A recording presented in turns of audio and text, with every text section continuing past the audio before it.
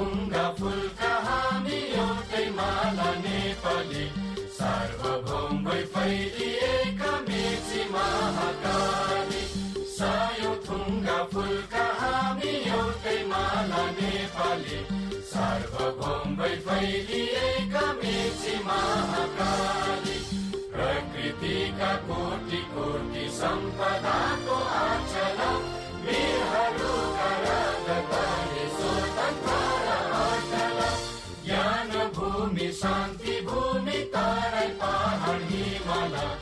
अखण्ड यो प्यारो हाम्रो मातृभूमि नेपाल